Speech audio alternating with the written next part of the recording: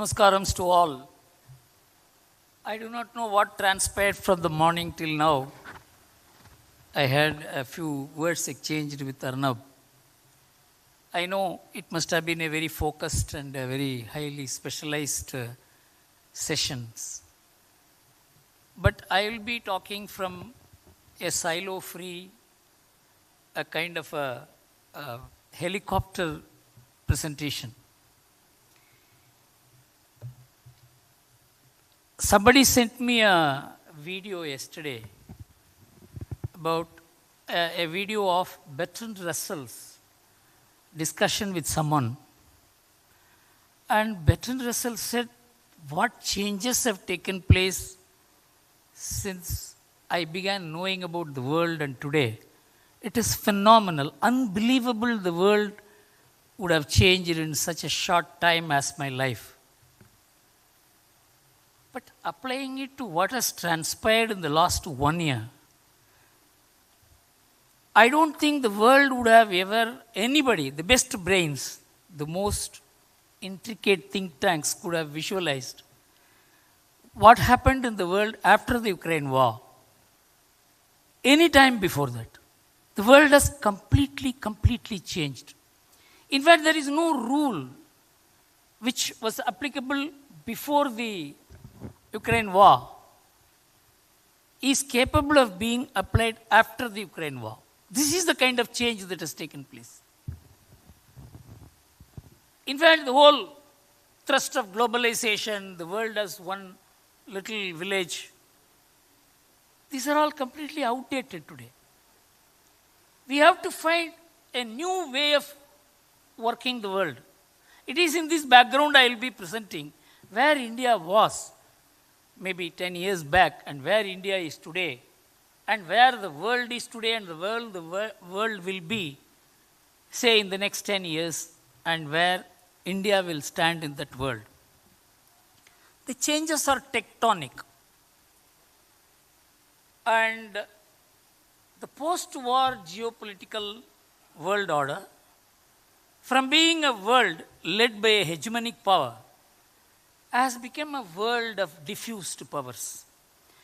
Today there is no hegemonic power. In fact, it is much worse than the Cold War rivalry where there were two blocks trying to control the world or being competitive about one another. But today, this is a kind of I wouldn't call it anarchic, but the world is so diverse today in terms of power shared economically, politically, and culturally, and in terms of demography, that the world order which was formulated after the Second World War, which was reformulated after the Cold War, is not under severe threat as many people say.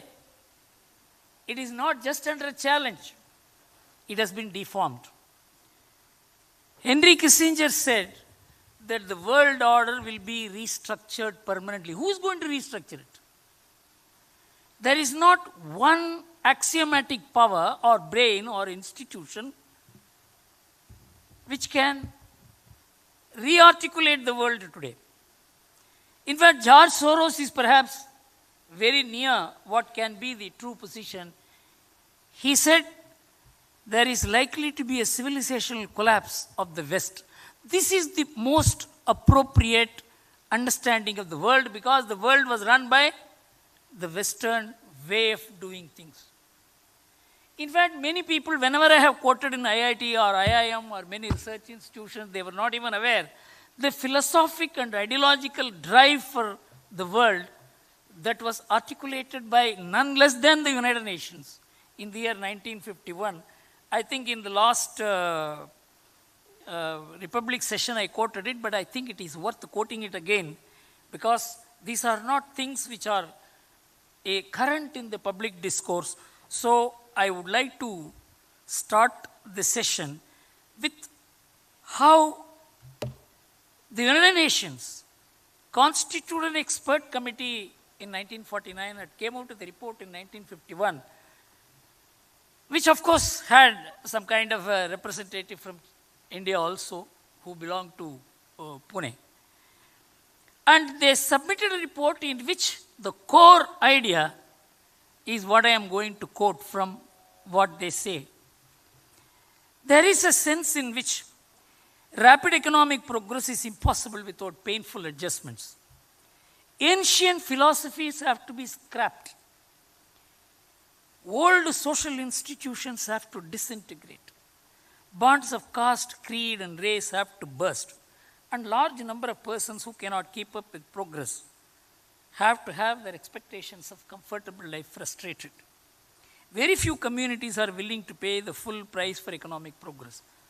This is the extension of the Western anthropology of modernity. Modernity, which we are thinking as something which is progressive about, world always keeps changing. The contemporary world would never be the same as it was 100 years back. But modernity has another orientation that unless the world is characterized in terms of the Western civilization, Western way of life, and Western food habits, and Western etc., it is not modern.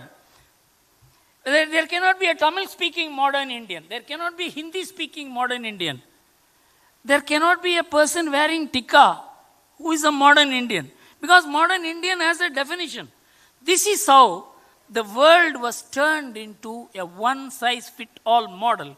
Not only in terms of the intellectual orientation, but also in terms of psychological, physical orientation, cultural orientation, and sensitivities, how to eat, how not to eat. The whole way of shaping the world in a particular manner, this was devised. And that is precisely what was not only recommended in 1951, it was accepted in 1990s as the post-Cold War world order. Everybody accepted in the name of globalization, and we began propagating it in a big way.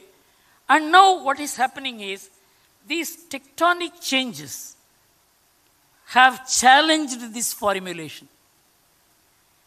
In fact, the very idea of modernity has undergone a change in the last 7-8 years in the Western academia.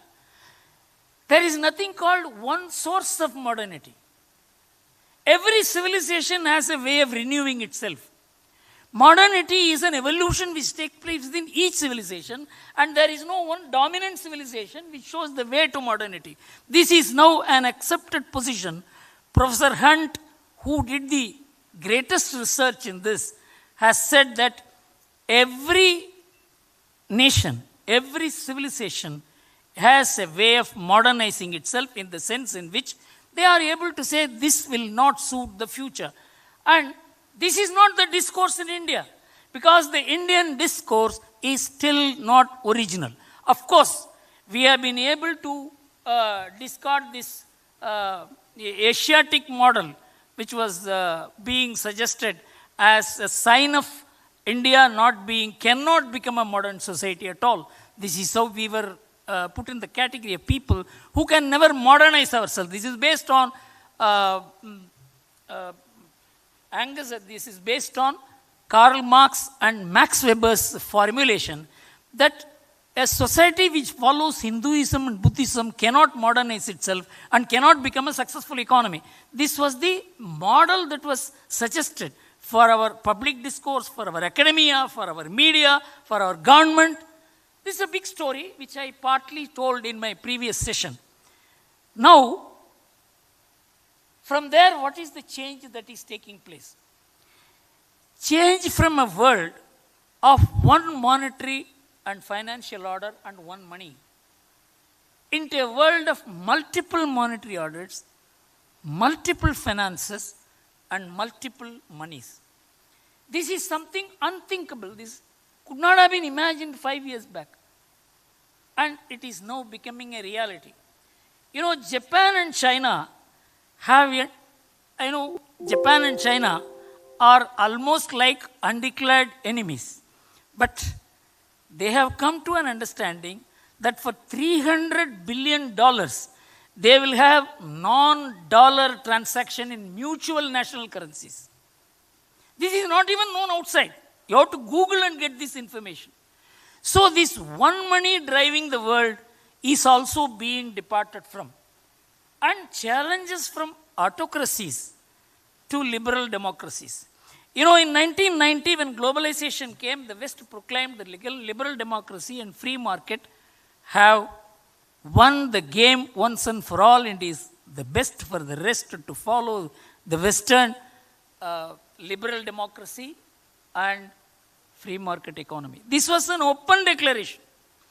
The entire post-Cold War order, institutions, finance, everything was founded on that basis. Now that is being challenged. Not because of anything, because in the international monetary, financial and trade order, in which democratic rules operated, transparency operated, for its own selfish purposes, America brought in China, which was non-transparent, has nothing to do with the democracy. They all said we will co-opt. In fact, Clinton went to the extent of saying that when we co-opt China into the world economy, it will not only that we will be exporting our goods, we will all be exporting our ideas, virtually saying China will democratize. That was the base on which China was brought in. Today, China is the biggest autocratic challenge, making use of the transparent rules through their non-transparent statecraft. A Marxist economy cannot operate in a market economy.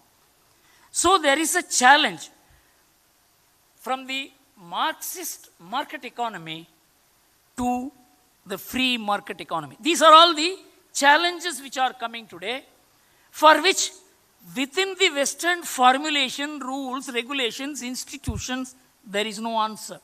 It is in this background, India is assuming the leadership of G20.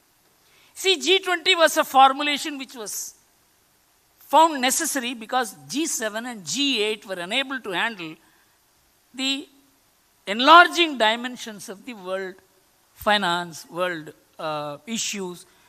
In fact, terrorism was one of the reasons why G20 acquired a very important place, because these transactions, monetary and financial banking transactions, needed to become apparent if the world were to live in peace, because wrong money and terror have got together.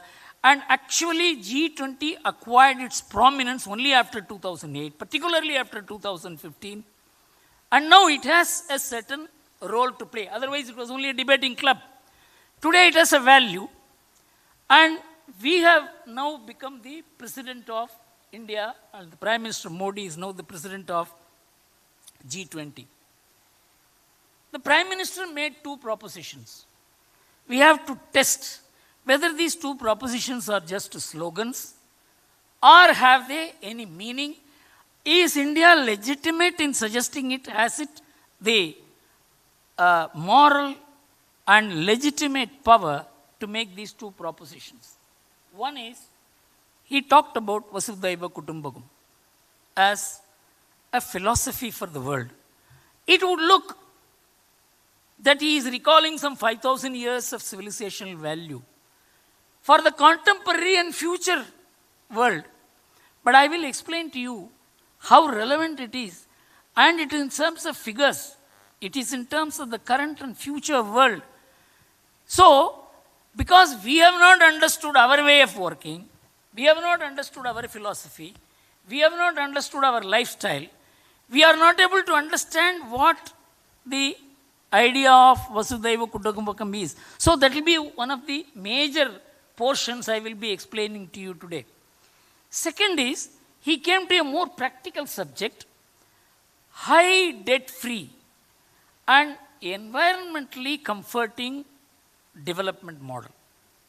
You see, these are all very freely spoken. Anybody can speak about it. In fact, environment is now the discourse of the West, which is doing the greatest damage to environment for not today, for the last 50, 60 years. If you look at the contribution that the West has made to damage the environment, the total greenhouse gas emission till today, if it is turned into percentages and saddled on the countries which have contributed the maximum, till now, all the greenhouse gases taken together, aggregated together, 25% of the contribution has come from America. Till now, in the history. European Union, 22%. China, 13%. India, 3%. With how much population? 18% of world's population. Russia, 6%. This small little Ukraine, 1.2%. See the amount of damage these guys have done to the world, and they are the ones who have now got on to the environment paradigm and telling us what we should do. And I'm going to tell you what we have to say and what we do not know what to say because of the inadequacy of Indian intellectualism, Indian understanding about itself, because India is one subject about which India was never told in our academia, in our government discourse, in the public discourse. I am going to tell you this. So are these empty slogans? No. You know, in India, many people, the West, there is say, you precept and practice. What you say, you must practice. But our philosophy is different. Swadhyaya pravachana. This is what the Vedas say. You must practice and then only speak. It's a completely different thing. Unless you practice, you cannot speak. The entire geopolitics today is based on whether you practice or not, you should speak well. The articulation, the capacity, the institutional arrangement, the media power that you have, all that has put practice irrelevant, precept more relevant, because the people who are speaking are more capable, more articulate, more powerful. We are not that. We actually practice. How do we practice? This is what I want to tell you. India practices Vasudhaiva Kutumbakam. First point. This Vasudhaiva Kutumbakam is integrated in two aspects. One is environmental culture and two, cultural economics. I am going to emphasize this because these are not things which, you speak through flowery words. No. You have to support it by hard facts. Now I will take you to the whole idea of environment, because this is the most important paradigm the world is now holding in its hand to keep the rest under check. The rest does not know, including China. I don't see there is any Asian narrative of environment. So how important it is for us to develop our own narrative based on facts, narrative based on undisputed facts. What I am mentioning to you is facts gathered from ourworlddata.com, which is an important, all the Western universities, including Harvard University are members of this.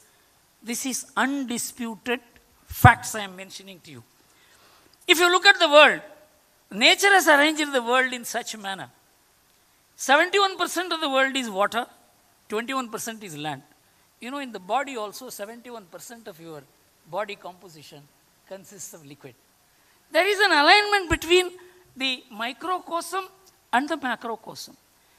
It's all, nature has arranged it in such a manner, any disturbance anywhere will ultimately hurt the man, because nature is very reactive. It's punishing and it cannot excuse you.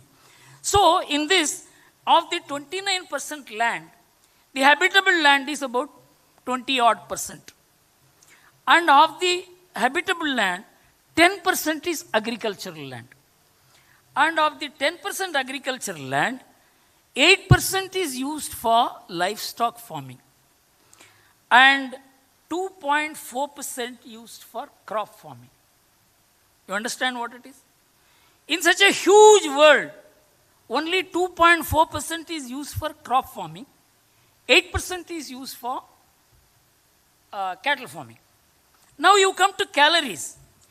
83% of the calories come from crop farming, for which you are devoting only 2.4% of the land area. And only 17% of the calories come from the area, 8% devoted for cattle farming. And take protein. 63% of the protein comes from 2.4% area devoted for crop farming. And 37% comes from the cattle farming. Now, you come to India. You know, we have just 2% of world's land area. We have 18% of world's population. We have 30% of world's cattle population. We have 8% of world's bioresources. And 33% of, one-third of these bioresources are found nowhere in the world. And repeatedly, India has been given awards by different global bodies for its capacity to preserve the bioresources. How is it that 18% population on a 2% land area with 30% of the global cattle population is able to feed itself? This is a question which every Indian university, thinking institutions, government bodies, media is supposed to ask. I'll tell you how. If you look at the per capita land available, in the world it is 0.63 hectare per head. It is 1.27 in America, 0.43 in China, 0.13 in India. We have only 0.13 hectare agricultural land per capita available. Then how are we managing? It is because of our food style. It is our food style which enables us not only to feed ourselves and keep us in comfort, we are also in a position to supply food to the world. How? It's not a statistical jugglery. There is a science of taking food. You go to Kerala, they have a science of having food. In Tamil Nadu, there is a science of food. Anywhere you go, there is a science. Food is taken on the basis of the traditional culinary formula. So, if there is ourworldindia.com has worked out a beautiful formulation.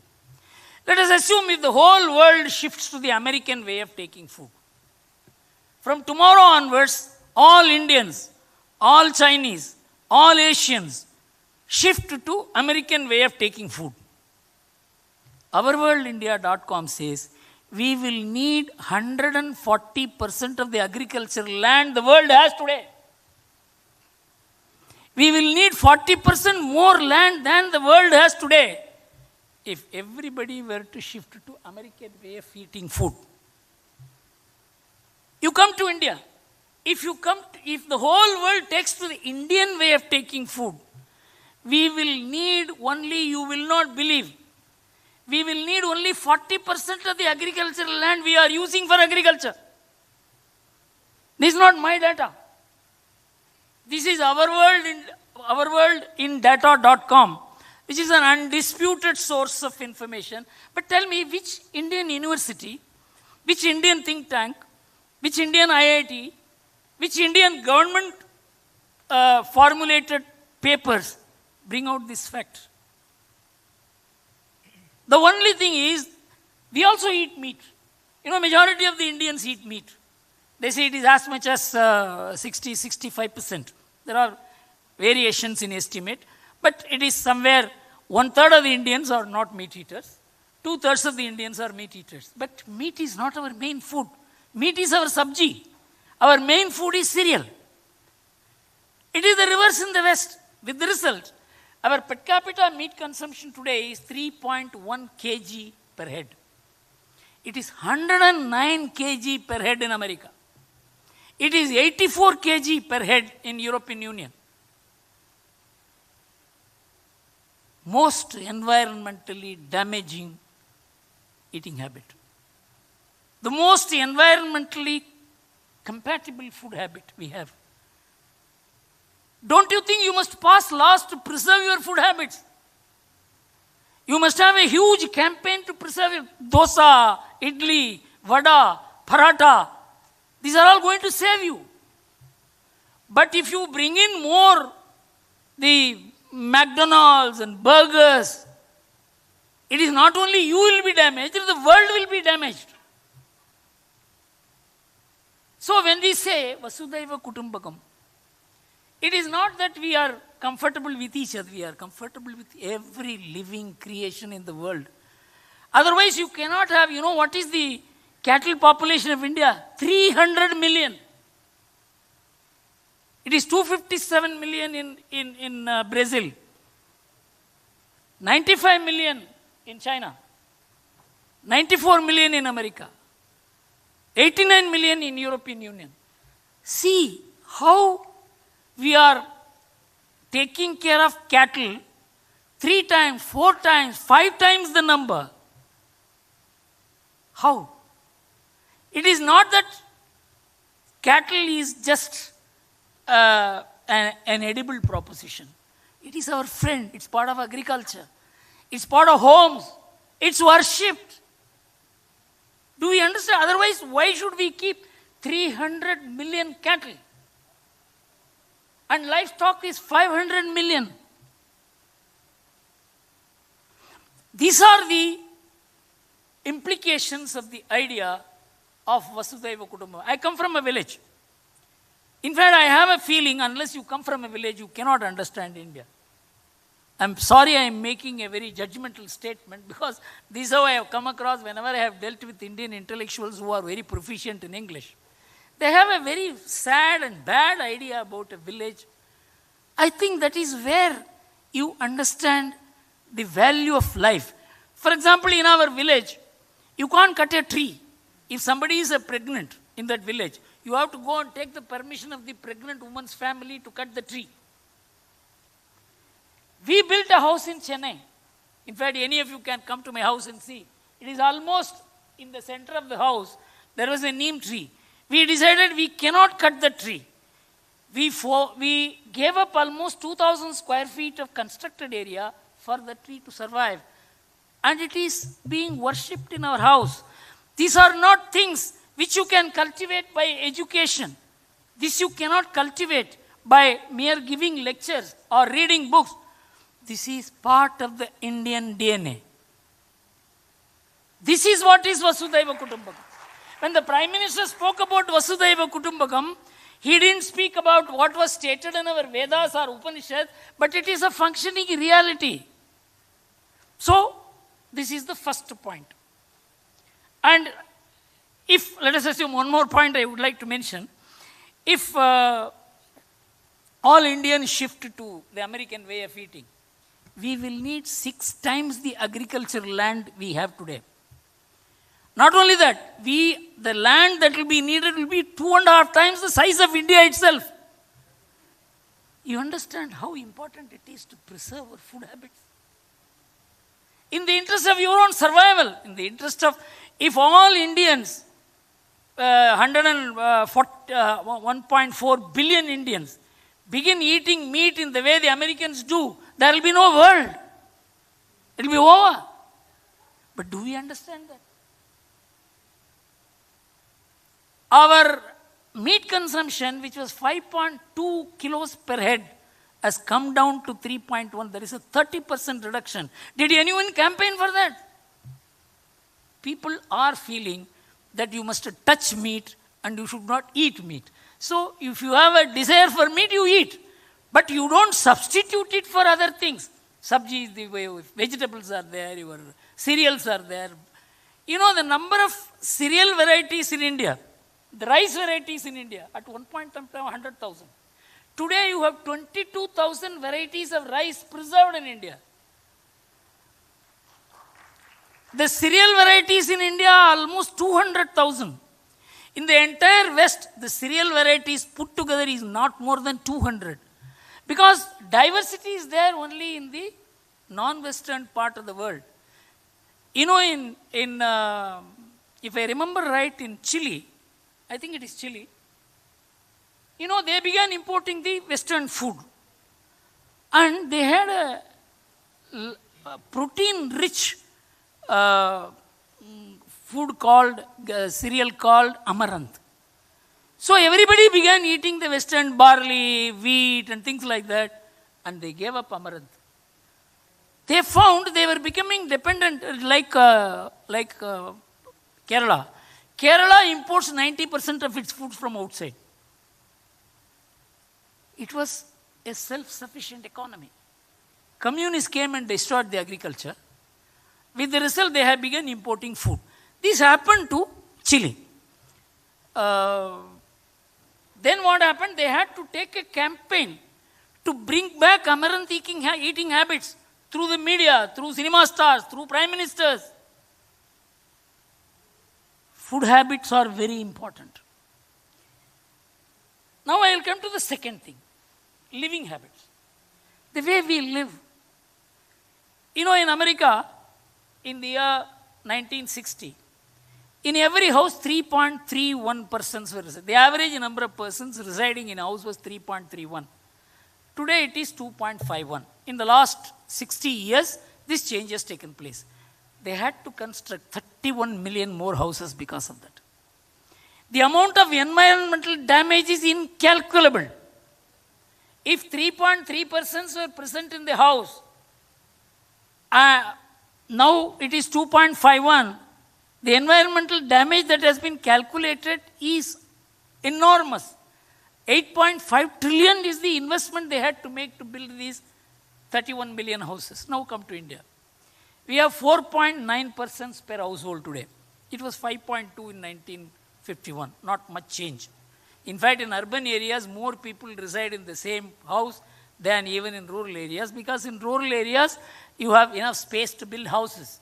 Not only that, India is probably one of the most highest home owning population in the world. 85% of the people have houses. It may be a small house, it may be some thatched roof or whatever it is, they have their own house. It is only in urban areas the housing is less. In rural areas, it's almost complete. Now, if 4.9 per head comes down by 1 to 3.9, we will be needing 51 million more houses. If we come to the American standard of just through 2.51, we will be needing 130 million more houses. Our way of adjusting families, living together, we have problems, we have difficulties. But you know how much it contributes to environment, economy, and unburdens the state, unburdens the world. Take India, it is 1/6 of humanity. If India doesn't develop, what is the problem of the world? If India and China do not develop, there will be no world. So, you need, as a country, you have to have your own style, you have to have your own model. You cannot have the human rights values of America of creating fight between father and son, brother and sister, daughter and husband and wife, and still maintain 4.9 persons per family. There is a clash between human rights and cultural values. The United Nations did not have the word diversity in its dictionary at all till 1994, when it first enacted Biodiversity Convention. 1946 it was born. In 1991 only the United Nations first came to know of some idea called diversity, because they said all the old philosophies have to be scrapped, you all have to change, you all have to become like me. Where is the diversity? You wanted the whole world homogenized on the style of what you thought would be the world. Now, biodiversity was the first diversity the United Nations discovered in 1994. Because huge destruction, like 30% of rainforests were destroyed since 1900. Then 2001 they woke up. Just like biodiversity, there is also cultural diversity. So they had the Cultural Diversity Convention in the year 2001, in which they said, if there is a clash between cultural diversity and human rights will prevail. It should be the other way. If there is a clash between family values and human rights, family values is cultural, social values is cultural, economic values is cultural. Otherwise, why should I take care of my parent? Why should I educate my brother? Why should I educate my sister? Why? Because we are a relation-based society. We are not a contract-based society. We are not living together by contract. We have not agreed to live together. We live together because we like living together. There are problems, difficulties. And I would give the entire credit for this kind of arrangement, living arrangement, only to the women of India. They bore the burden. They bear the difficulties. They do the savings. They do the expenditure.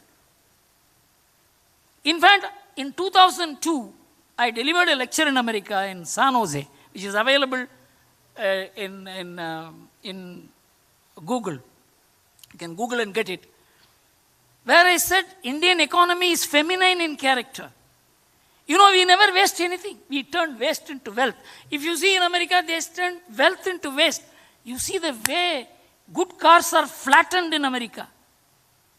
You know how to use the fifth generation. The car changes 10 hands and still it is used. We turn waste into wealth, whether in form a plastic bag or a car or a cycle or a chair. Reuse. This has become a new environmental value, which is in our DNA. So, our living style itself is a very important contributory to the idea of Vasudhaiva Kutumbakam.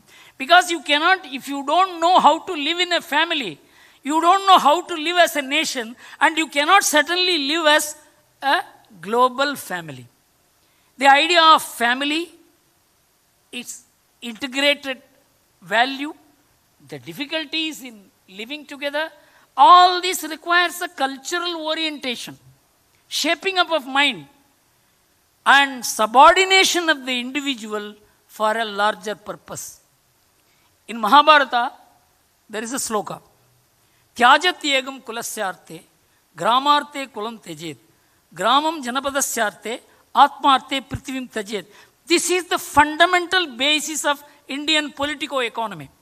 For the welfare of the family, the individual yields his rights. For the welfare of the village, a family yields its rights.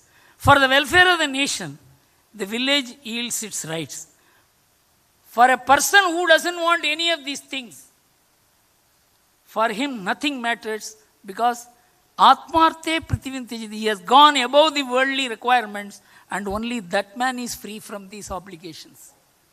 Only a person who doesn't want anything from the world is free from the obligations of the family, of the society, of the nation.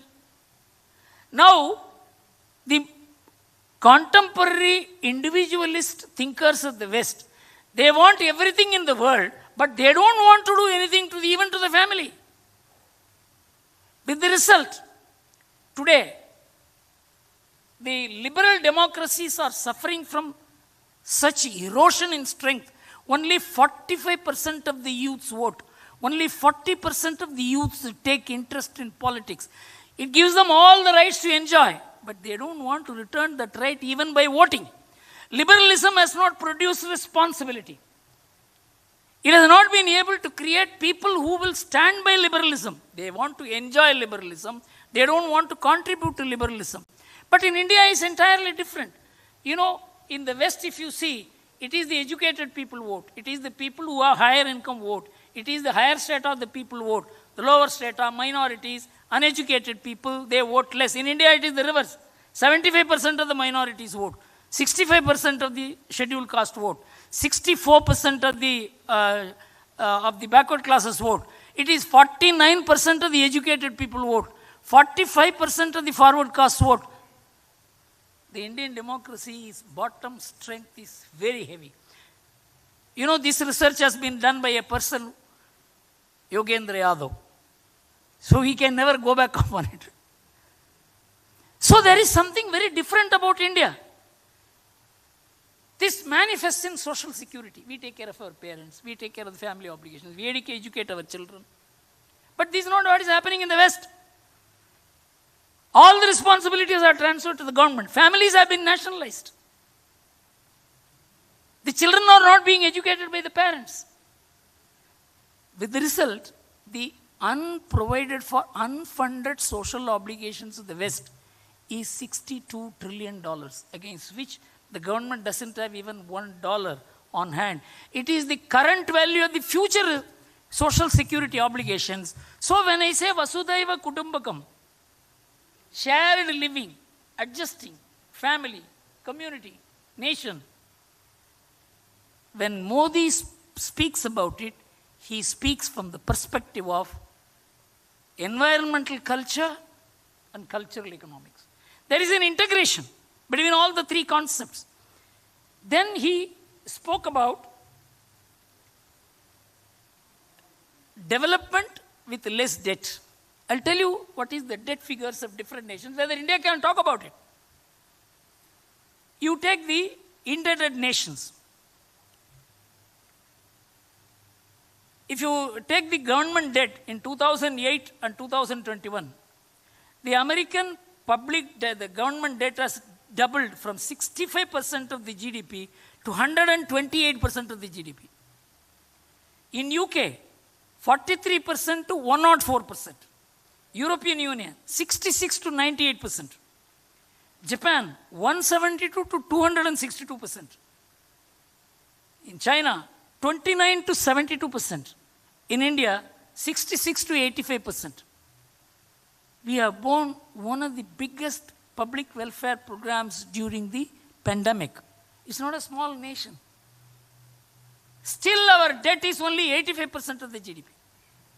And our private debt is even less. In China, the private debt is, in 2008, 106% of the GDP. Now it is 197%. In India, 47% to 57% was the improvement in this period, 2008 to 2021. Our people don't borrow unnecessarily. So, when the Prime Minister said we should have growth, we should have development, we should have globalization with less debt, he has had the legitimacy to talk about it. There is a performance. So, whether in terms of Vasudhaiva Kutumbakam, whether in terms of environmental culture or cultural economics, I think India has a functioning model to show to the world. This G20 is an opportunity for India to pack its ideas and present to the world. Here is an alternative model, functioning model. It is not a theoretical model. It is not something which we have brought from libraries. It is working on the ground. So this opportunity has come to India. But the Prime Minister is aware. The Prime Minister knows. But how many people in the country know? I don't know. How many academic institutions can present an alternative thought to the Western academic institutions? I do not know. How many in the media can present an alternative living model to the world? I don't know. In fact, we are swallowing and vomiting their own idea of human rights without knowing how much it damages your own family, your own community, your own nation. You know, human rights is now available only for anarchists. The court is concerned with the human rights of terrorists. It is concerned with the human rights of Naxalites. This perversion, which can damage not only the security of the country, but the economy of the country, environment. Do we present it that way? You have to have a human face, an environmental face, a community face, an economic face to the concept of human rights. Human rights cannot stand alone. It has to work with other dimensions of life.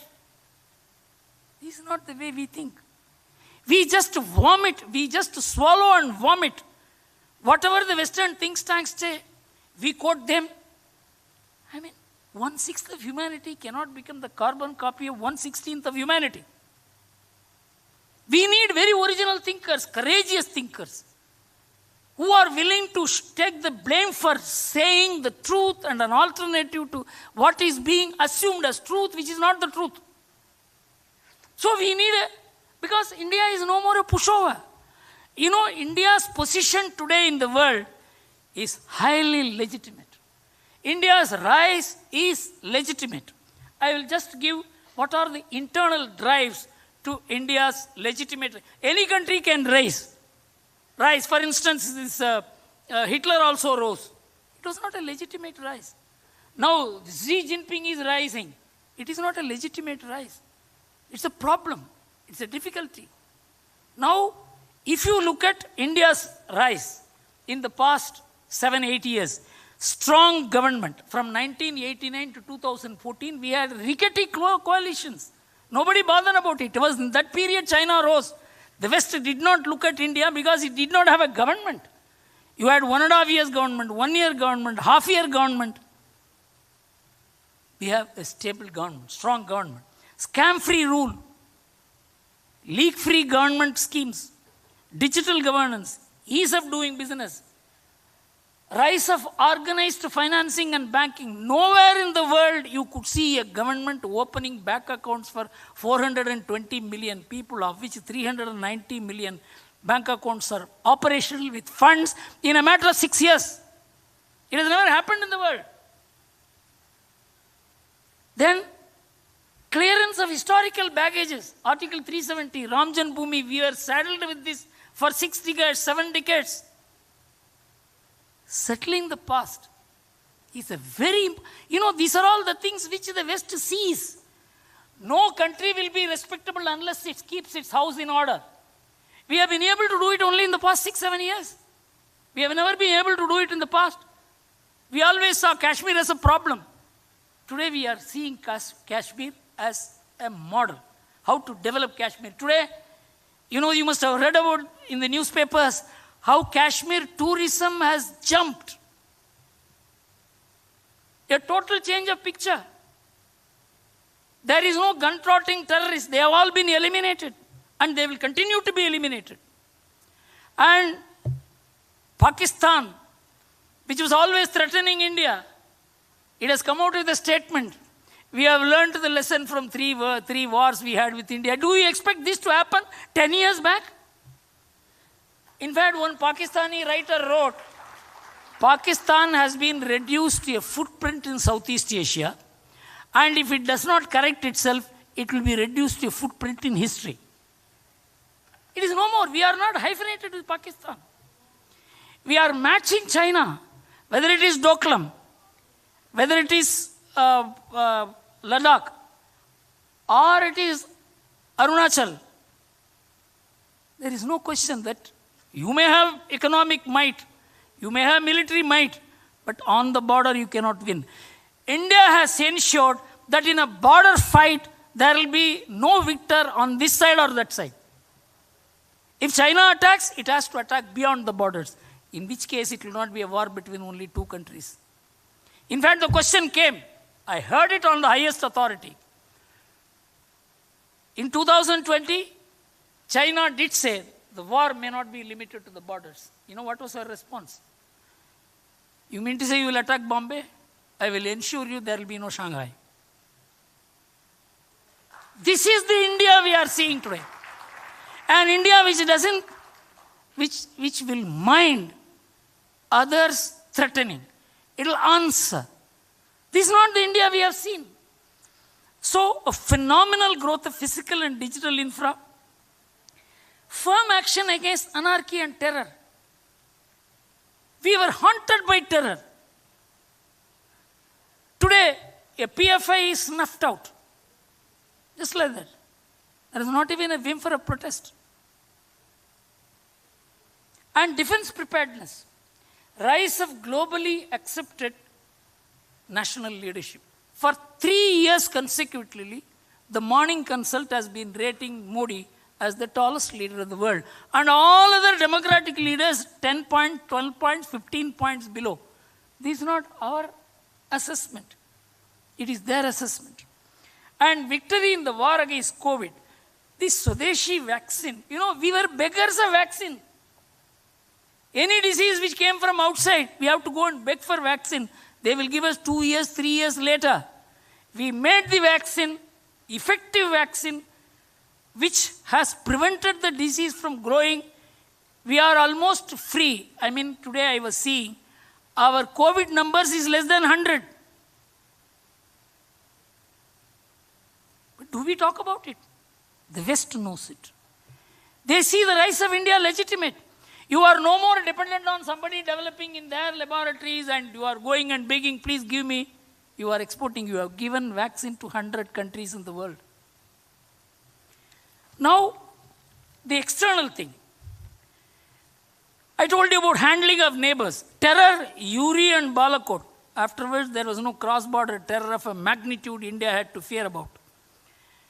And then I told you about Ladakh. And amid COVID time, Jaishankar, who had come for the Thuglak function, he told me, he told the audience, when the Chinese thought if they attacked India at the time when COVID was raging in India, India will not be able to repulse the attack. We gave them back. It was shocking for China. It's a different India. And India has a global pharmacy, now handling geopolitics. We have the traditional ally in Russia. We have the strategic ally in US. US can't give us up. You know why? The liberal democracy in India or in the world is only 13% of world's population. More than half the world is under autocracy. If we don't stand with the liberal democracies, there will be no liberal democracy in the world. These guys were rating Indian democracy. It's not liberal. Now they say, come on, you are part of us. Why? We are not a liberal democracy. We will not be a liberal democracy. We should not be a liberal democracy. We are a civilizational democracy. We recognize all the constituents of there are caste-based parties, there are religion-based parties, there are language-based parties. These are all completely anti-liberalism.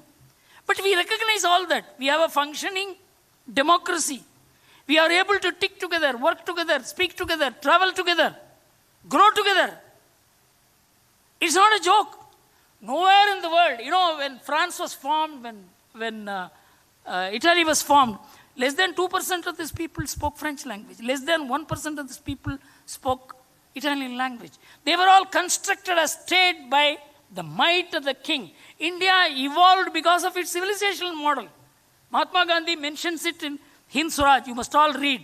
The man who understood India, he told the British how India remains one. It remains one because of its civilizational values. People travel from one end of the country to the other. M.J. Akbar wrote, the greatest unifier of India was Adi Shankara. Do we understand all this? This cannot happen by army. It cannot happen by state power. It's an evolution. That's why every time the West thought India would collapse, it never obliged them. It's now rising. It has shaken the West. Now special relations will anyone with Modi, BJP, Hindutva, RSS, all the campaign, Middle Eastern countries are our closest allies. Then Pakistan being reduced to footprint in history. Emergence as a regional leader. Today, nobody can challenge us in the region. I am not going to Upper Asia. I am talking about down. Then civilizational and strategic ties with Israel. We have ties with every one of consequence in the world. We have special ties with France, which is vetoing any attempt of the European Union against India. See the geopolitical strategies we have made. So, on the Ukraine stand, the world was shaken, Western world, by the stand that Modi took. Because it has a history. The West kept on expanding the NATO. Russia begged. He said, we will join the NATO. Please don't expand the NATO. We are willing to join the European Union. These were all the appeals that Russia was making. Yeltsin and all these people went, don't expand. The Cold War is over. The Americans thought they had won and it is their responsibility and the duty and the obligation to rule the world. It was in fact, Henry Kissinger, who knew about geopolitics more than anyone else in the world, advised the Americans not to go for NATO expansion, not to go for grabbing Ukraine. But some joint secretary wrote a note, this is an opportunity for us to rule the world. A joint secretary in America wrote a note that was accepted and that landed in America in a mess, the world in a mess. we knew the background of the Ukraine war. And so we said in Ukraine war, you cannot say it is unjust. We are not going to say it is just or unjust. With the result, we have been able to manage our energy crisis so well. We have been able to reframe the energy economy of the world. If India had not taken that position, I don't think Middle East countries would have been able to stand up to America. You must understand how it is like an echo. So, India is at the center of geopolitics today.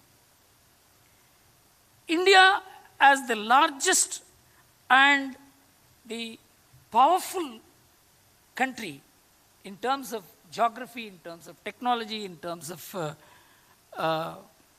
every other thing which the world values today, we are now a very important factor. India as the only democratic alternative to the world. If India is not there with the democratic countries, I can tell you democratic countries will be reduced to mere islands in the world. You may have ICBM atom bombs. What will you do? Your geopolitical reach, influence will not be there. You need India. So my feeling is that our time has come. In fact, I only remember what Ratan Tata said. I will close with that. He said, my only regret is I am not 20 years younger, because I think that India is going through a very exciting period in its history. I also feel I am 74. I don't know whether I will be able to see that India for which you all worked for 50 years, the India of our dream. Many of you will be able to see it. Thank you very much.